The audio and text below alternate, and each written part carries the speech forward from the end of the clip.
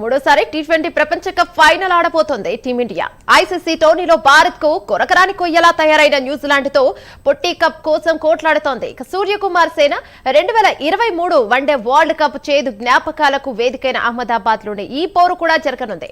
మరి ఆ జ్ఞాపకాలను మరిపిస్తూ 2024 అద్భుతాన్ని సూర్యకుమార్ సేన పునరావృతం చేస్తుందా అని క్రికెట్ అభిమానుల్లో ఆసక్తి నెలకొంది.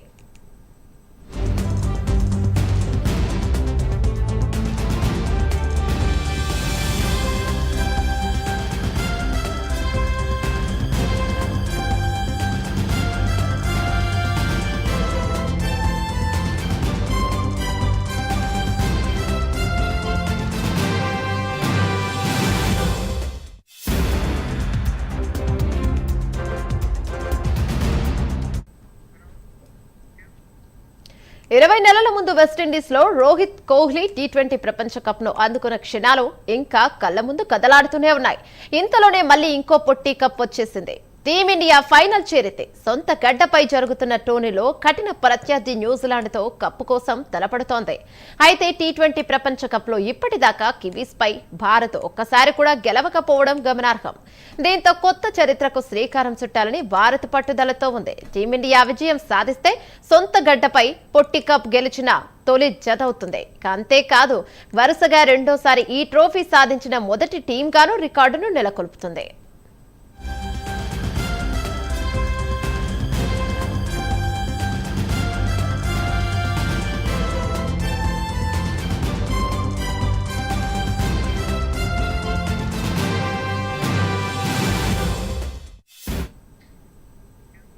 టోర్నీలో అత్యంత కఠిన ప్రత్యర్థితోనే ఫైనల్లో భారత్ తలపడుతోంది. సెమీస్ ముందు వరకు దక్షిణాఫ్రికాని కఠిన జట్టని అంతా అనుకున్నారు.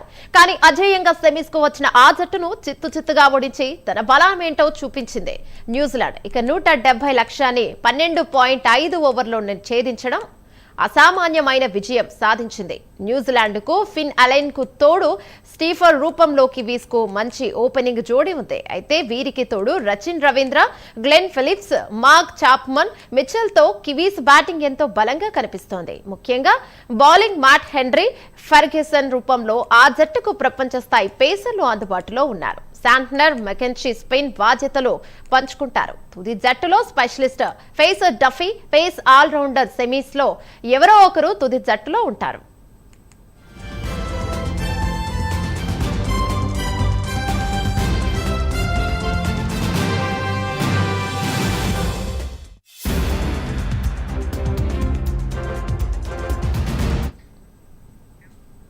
మరోవైపు టీమిండియా తరపున అందరూ రాణిస్తున్నప్పటికీ టోర్నీలో పేలవ ప్రదర్శన చేసిన అభిషేక్ శర్మపై వేటు వేయాలన్న డిమాండ్లు వినిపిస్తున్నాయి.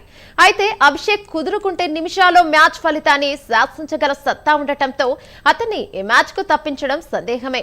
ఒకవేళ అభిషేక్ ను తప్పించాలనుకున్న రింకు సింగ్ ను ఆడించాలి. అతను ఫామ్ లో లేడు కాబట్టి అభిషేక్ నే ఆడించే అవకాశాలు ఎక్కువ. ఇక మరోవైపు వరుణ్ చక్రవర్తి స్థానంలో కుల్దీప్ ను ఎంచుకున్న చర్చ కూడా జరుగుతోంది. అయితే వరుణ్ కు ఇంకో అవకాశం ఇవ్వాలని అహ్మదాబాద్ పిచ్ స్పిన్ కు అనుకూలం కాబట్టి హర్షదీప్ స్థానంలో కుల్దీప్ ను మూడో స్పిన్నర్ గా ఎంచుకోవడం మంచిదని అభిప్రాయాలు వ్యక్తమవుతున్నాయి. మరి జట్టు యాజమాన్యం నిర్ణయం ఎలా ఉంటుందో మరికొన్ని గంటల్లో తేలనుంది.